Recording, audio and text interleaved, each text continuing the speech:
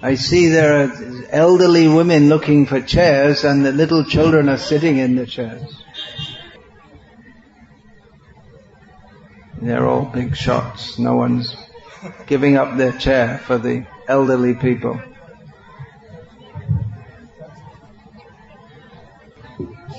Actually, these chairs is another Western idea. Otherwise, everyone can sit with their legs folded. Yeah, okay.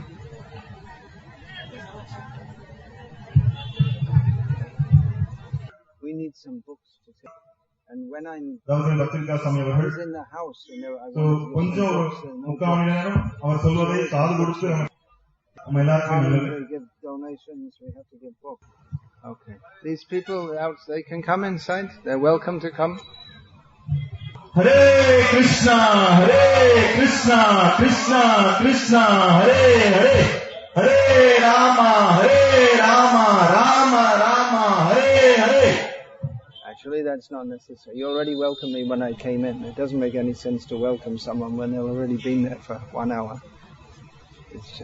They welcomed me with kirtan when I came in. Right? So this is all some new invention, all this stuff. Om Namo Bhagavate Vasudevaya. Om Namo Bhagavate Vasudevaya. Om Namo Bhagavate Vasudevaya. Thank you for welcoming me to your place of residence. I'm very happy to be here, although it seems I'll only be here for a short time. In Bhagavad Gita, Lord Krishna, He gives actual spiritual knowledge. He doesn't ask that you simply believe what I say, but He gives spiritual knowledge, spiritual facts, which we're supposed to understand with our intelligence. Now, the first teaching of Bhagavad Gita is not difficult to understand. In fact, there's nothing in Bhagavad Gita that's difficult to understand. By the process of intelligence, it's not difficult to understand. But people don't understand it because their intelligence is covered by illusion. Please give a seat to this lady. So the first teaching of Bhagavad Gita is that the body is temporary, but we, the Atma, we are eternal. It's a very easy thing to understand. Dehinosmin yatha dehe kaumarang yovanang jara tata dehantara praptihi. First of all, we're in it's a baby's body. Gradually, in time, that changes to a youthful body. Gradually, that becomes an old person's body. And then there is death. This death is described with the words dehanta prapti, which means attaining a different body. So this principle we can understand very clearly. We see a child. The child grows to be a youth. It's the same person. But the chemicals which make up the body, they've completely changed. At every moment, the chemical construction of our body is changing. By inhaling and exhaling, that means new chemicals come into our body and old chemicals go out. By eating, we take in chemicals. By passing stool and urine, by sweating, by shedding skin in flakes, we give out chemicals. So there is an estimation by modern science that if we take a body now and examine all the chemicals, and we come back 7 years later, we'll find that the whole set of chemicals is completely changed. Yeah, these children shouldn't play. There's not a place for playing. Let the children play at the back. Please keep the children out. So all the basic chemical structure will be the same, but there won't be one molecule or atom in the body that was there 7 years ago. So what happens when a child gets to 7 years of age? Does the mother say, well, you're not my child anymore? The chemicals that came from my womb, they've all changed, so you're not my child anymore. No, the mother and everyone else recognizes that it's the same person. You may say, well, it's the mind that stays the same.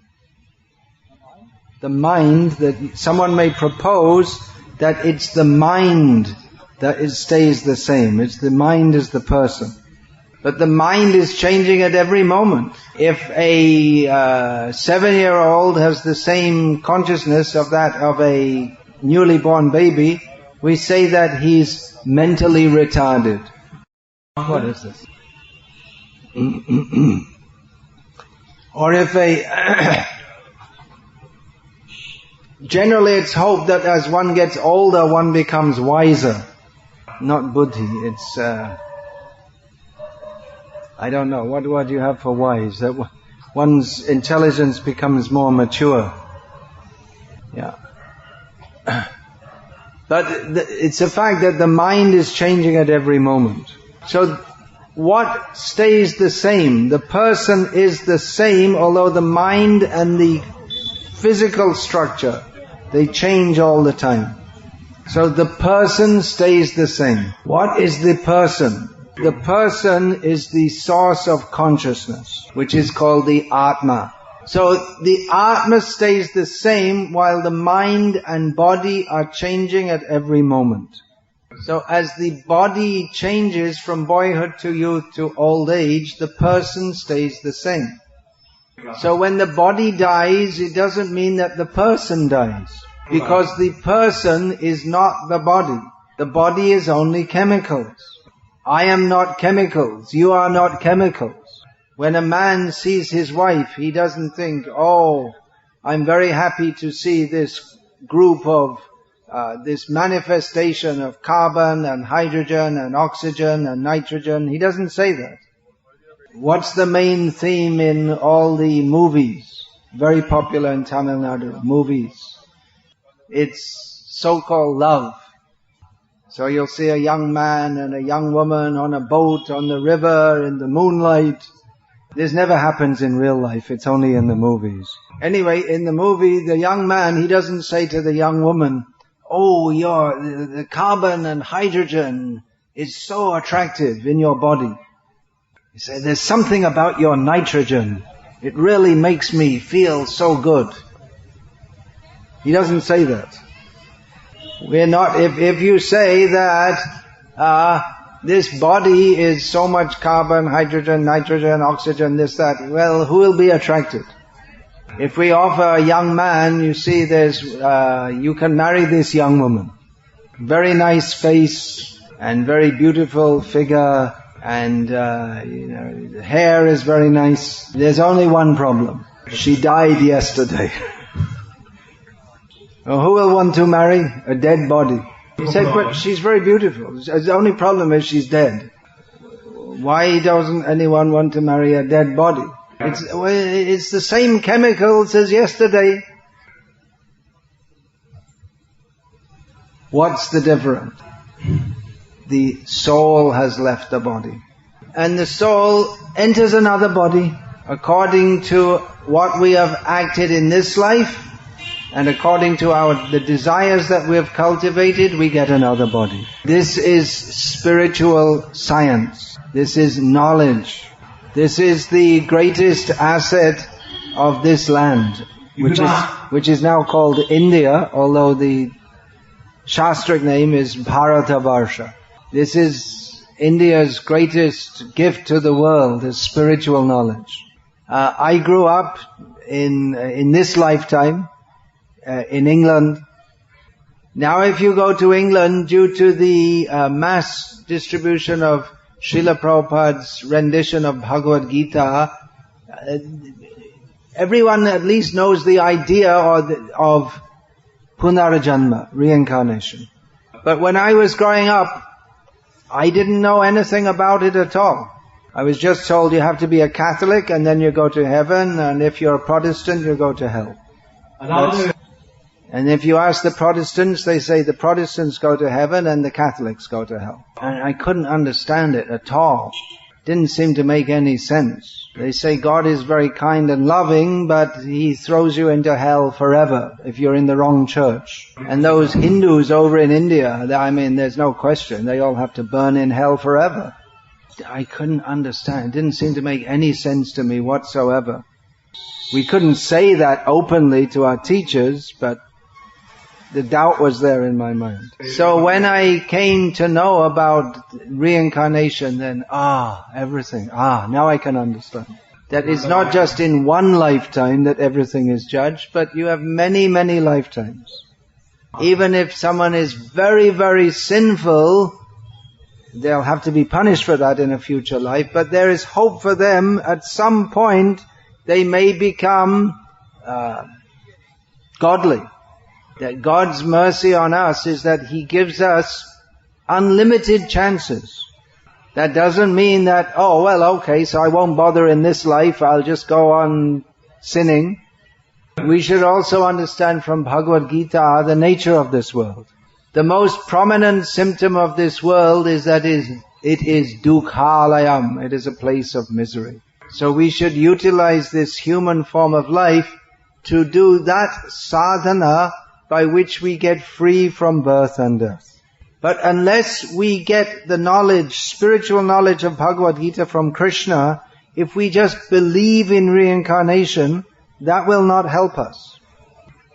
For some time in the 1980s, I was based in Thailand. The old name for Thailand was Siam. That is, the Puranic name is Shyamadesha. Just like Burma is Brahmadesha. Anyway, Thailand is a predominantly Buddhist country, but it's also famous for material enjoyment. People go from all over the world to enjoy themselves there, especially by prostitution. So the most important word in the Thai language is sanuk. Sanuk means material happiness. Their culture is very much based on how you can be materially happy. Of course, that's true all over the world, but it's particularly prominent in Thailand. Now, the people there, they eat all kinds of food, including snakes and grasshoppers and rats and all kinds of things. But the most popular food is pork. So one time I asked one Buddhist, I used to speak Thai language, I forgot it now. I asked that, don't you know that by eating pork, you'll have to become a pig in your next life?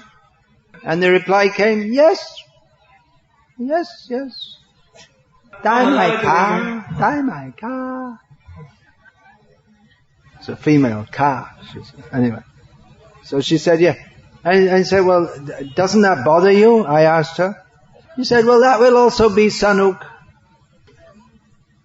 One time in America, our Srila Prabhupada was speaking to a group of people and warning them. He said, you're living your life like dogs. You're going to become a dog in your next life. And one man in the audience said, well, what's wrong with being a dog? I don't mind being a dog. And Srila Prabhupada said, you have my blessing. What do you say to such a foolish person? They think it's nice to be a pig or a dog. So foolish, it's unbelievable. So this knowledge is required, otherwise, like it or not, we have to continue in the cycle of birth and death. Just a few days ago, there was probably the most famous person in Tamil Nadu died. Where has she gone? Who can say? Someone said Vaikuntha. There's no politics in Vaikuntha. So she wouldn't want to go there because she likes to do politics, so there's no politics. The post of chief minister is permanently taken up by Narayana. So she can't become chief minister there. If we analyze according to spiritual knowledge, well, I shouldn't say here because people tend to get emotional, but it might not be such a good destination. What happens is, the general tendency is in this world that if someone has performed some pious activities, only then they can get some big position. But then when they get a big position, they misuse that and perform various sinful activities. By sinful activities, they get a low position in the next life. When they're suffering and they have no way to come up, then they pray to God, they become pious. Then they again come up in another life. So they go up, down, up, down, up, down, up, down, up, down like this. That's why simply being pious is not enough. If you think, I believe in God, I do a little puja every morning, I don't eat meat at home, only when I'm away and none of my relatives can see me.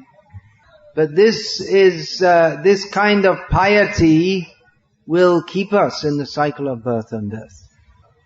Why was Ravana considered very bad? Of course, there are some people who think Ravana was very good. But at least according to the Ramayana, Ravana is not very good. He wanted to enjoy this material world by defying God. So there's another class of people who want to enjoy this material world by taking the blessing of God. But actually the pious people and the impious people, their objective is the same. They want to enjoy this material world. That is the great mistake. Because this material world is dukhalayam. It is a place of misery. Therefore, some people, they become more intelligent and they stop trying to enjoy this material world. But then they think, well, I don't need God. By my own austerities, I'll become liberated. If people pray to God to get some material benefit, I don't want material benefit, so I won't pray to God. They think I will become God. So that's another great mistake. One mistake is to pray to God for material benefit. Another mistake is to give up the idea of material enjoyment and to think, I will become God. We hear the pastimes of Krishna. When he was a baby, he was, this Putana, Rakshasi, came to kill him. He killed her. He was only a baby.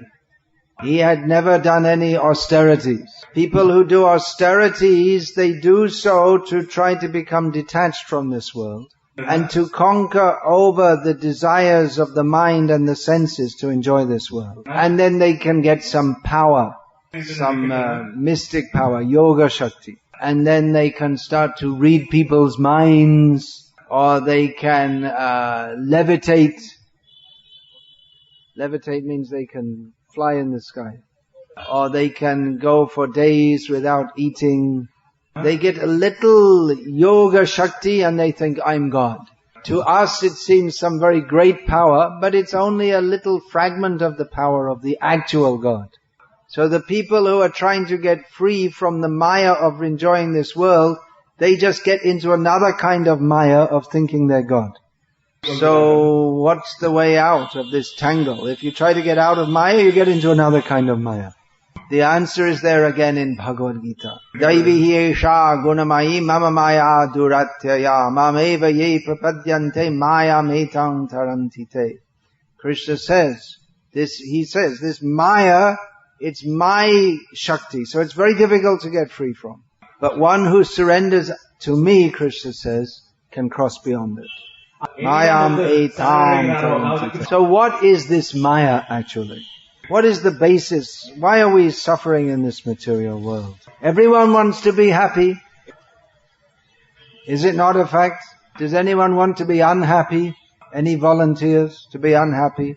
If we say that we'll special 2-week holiday. We'll offer you a special 2-week holiday in torture cell. And we'll start the day with whipping you with leather thongs. Then we'll give you some electric shocks. Then we'll stick some needles. Will anyone agree? Yes, sounds like a very good idea. No one will agree. We all want to be happy.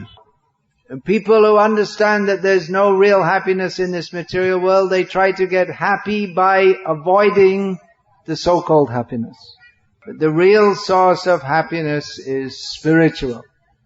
We are spiritual living beings. We are not chemicals. We cannot enjoy the chemicals of this world because we are not chemicals. We have to come to the platform of spirit. We have to understand that God, Krishna, is the supreme spirit. Our real happiness lies in Him. Simply to try to get free from Maya without recognizing Krishna is not actually spiritual. Our real relationship is with Krishna. If we develop that relationship, then we become situated on the spiritual platform. That is called bhakti. And this is open to everyone. Because everyone has a natural relationship with Krishna. This knowledge is the greatest wealth of India, but it doesn't belong only to India. People who are somewhat developed spiritually, they mostly take birth in India by the arrangement of Krishna. But by the arrangement of Krishna, people who are somewhat developed spiritually, they can take birth any place in the world. But at least this culture is here of respecting Bhagavad Gita. But one should not just respect that, one should learn what are the teachings of Gita. Bhagavad Gita is the essence of all Vedic knowledge. And in more detail is given in Srimad Bhagavatam. The message of Bhagavad Gita is summarized by Lord Krishna in one line of Bhagavad Gita. Vedaischa sarvairaham eva vedyaha. All the knowledge of the Vedas is meant ultimately for understanding Krishna. It's not difficult to understand Krishna, and it's very difficult to understand Krishna. It's very easy to understand Krishna because we have a natural, eternal relationship with Krishna. But it's difficult to understand Krishna because Krishna is so much greater than us. But He kindly makes Himself available to us by the process of Bhakti Yoga. And anyone can take to this.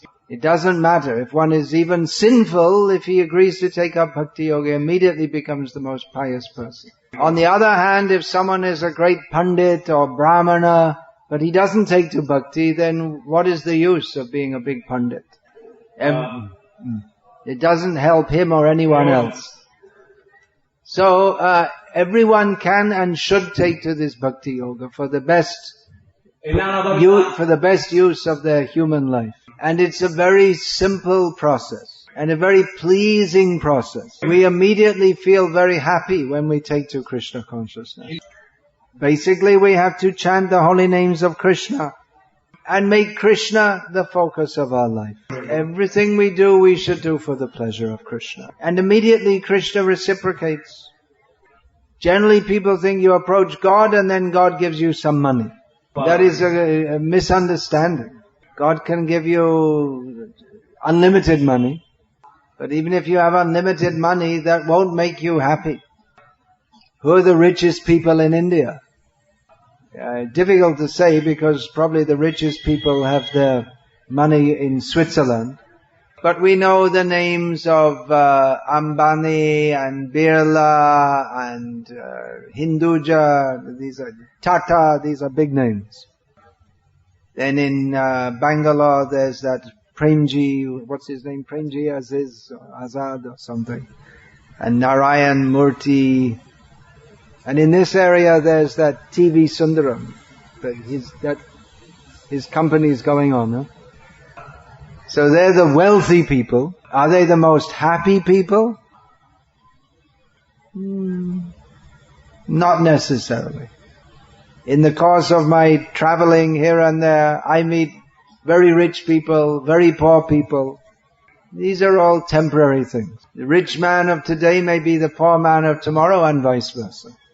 Someone who's rich in this life, most probably they won't be rich in the next life. But who is actually happy is the person who has given their life to Krishna.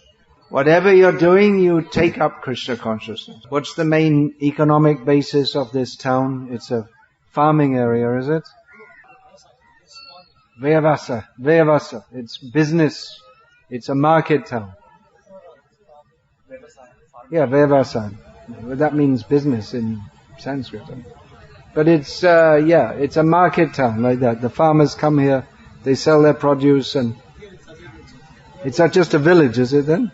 Most of the people here, they go out to the fields and work, is it? Gold, like that.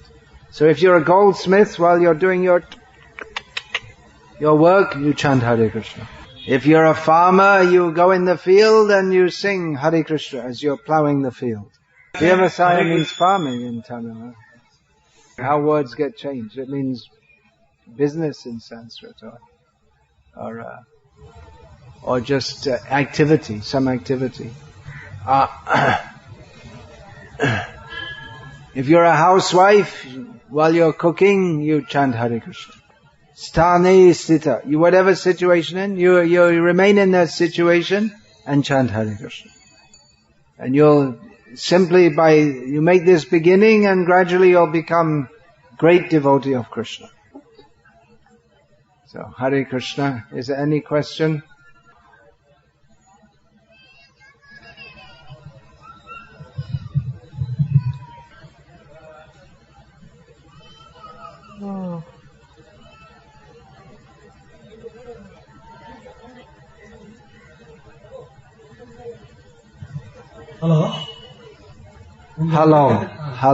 Hello. What's the question? He's saying that in your institution you were speaking about brahmacharya. Can you explain more on it? If you want to know more about it, about brahmacharya, I've written a book about it, a whole book. It's not only for renunciants, because in grihastha life also, if one is to make spiritual advancement, he has to control the senses. You can't be a vishayi, vyabhichari, and at the same time be a rishi. But this topic is actually very important in the modern age, because everyone's consciousness is being spoiled by sexual thoughts. That male and female interaction, that is part of human life, but that is a private matter between husband and wife. But then you'll find TV, cinema, internet, advertisements, everywhere they're showing. Everywhere they're advertising this beautiful women and all this. In this way the consciousness becomes polluted. So one has to control the mind and senses if one is going to become spiritually advanced. This practice of brahmacharya is essential for anyone who's serious about spiritual practice, whether they're married or not married. You may say, well, if a grihastra is a brahmachari, then how can he have any children? That means that he can have children, but he engages in that activity only for having children. As it's said in English, for procreation, not for recreation. So it's a very important topic. Thank you for raising that topic. And for more information, you can see there's a whole book. And that book is there for ladies can read it also. Yeah. Any other question, please? Hare Krishna. Hare Krishna. First of all, very welcome to you. Thank you. I am very proud of you. Hare Krishna. I am speaking Tamil. Yeah, please say Tamil. I understood Rambanandri. I didn't understand the rest. He's saying that we are following your culture. We are trying to follow your culture, means Western culture. Yeah. And, but you are teaching us our culture, and we are very happy and we are thankful. Hare Krishna. It's all the mercy of Krishna which I have received, and so many people from all over the world have received by the grace of Srila Prabhupada. From India have come so many great saintly people.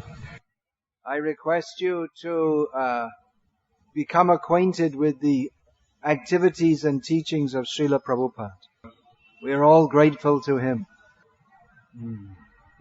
Ekam sat vipram bahuda vedanti. Praha bahuda vadanti. The truth is one, but the vipras, they say in many ways. He's asking that we have to, if we worship that supreme truth, we may attain that position. Why we have to particularly worship Lord Krishna to attain that position? Yeah. There are many paths. So why should we worship only Krishna? When all paths Yeah. lead to the supreme truth, why should we worship only Krishna? The quote that you gave doesn't say that all the different paths, they all lead to the same goal. There's one truth, different people discuss in different ways. It doesn't mean that everyone has the same level of understanding. There is Sat, you mentioned the word Sat. There is also Asat. And about Asat also people are talking. So first we should ascertain what is Sat. It doesn't mean that because many people are talking that what everyone says is correct. In Bhagavad Gita, Lord Krishna says, Yanti Deva Vrata Devan, those who worship the Devas, they go to Krishna. Pitrin Yanti Pitri Vrataha, those who worship the Pitris, they go to the Pitris. Bhutani Yena Bhuteja, those who worship ghosts, they become ghosts. Madhyajino Piyanti Mam, those who worship me, they go to me. So it's not that all paths lead to the same goal. This is commonly taught in Hinduism, but it's not in Shastra. This is a modern idea, and it was introduced by one person known as Ram Krishna from Calcutta. But it's not Shastra. Why do we emphasize Krishna? Because Vaidaishya Sarverahameva Vedyaha. In the Bhagavad Gita, Lord Krishna says, all the Vedas are meant for knowing me. So, people, they may speak about the truth in different ways. There are three basic categories of understanding the truth. That word comes in that slok, vadanti. So that word is explained how this satyameka vipraha bahuda vadanti. This is explained in Srimad Bhagavatam. Vadanti tattvavedas tattvam yajganam advayam brahmeti paramatmeti bhagavan iti shabhyate. That truth is advayam, that is one, not two, advayam. But it is spoken of by different people who have different perceptions of that truth. They're all tattvavit, they all know the truth, but they don't know it in the same way. Some people see the ultimate truth as impersonal Brahman. Some see the ultimate truth as the Paramatma, God manifested in this world. And others know Him as Bhagavan, the Supreme Personality of Godhead. Now, they're all correct, but some are more correct than others. They have more understanding. Just like someone may say, Narendra Modi is the Prime Minister of India. It's true. But they don't know anything more than that. Someone else may study the news every day and have more information. How he's ministering, how he works through the party channels and the government channels. And someone knows him personally. So Brahman realization means to have some general idea there's some prime minister or general idea that there's God, but no specific idea. Paramatma realization means to have some theoretical knowledge of how God works in this world. And Bhagavan realization means to have our actual relationship, personal relationship with the Supreme Lord. As to who is Bhagavan, that is clear from Bhagavad Gita, from Srimad Bhagavatam, from all these Shastras. Krishna is Bhagavan. So it's a very good question. To answer it fully would take a lot of time. You please study these books. Your questions will be all answered by reading these books. Does anyone else have questions first? Because we should give opportunity to others also. If you want to discuss in more detail, you can meet with our devotees, just like Ved Narayan is here. Please listen. I'm only here for a short time, but he's here. So you can speak with him in more detail at your leisure. She's asking that Lord has taken a lot of incarnations, but why in this mantra which we sang, we are just focusing on Krishna and Rama? Yeah.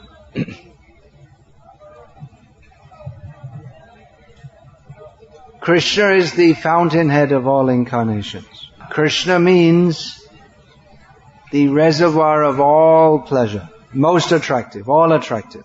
When we say Krishna, then all others are included.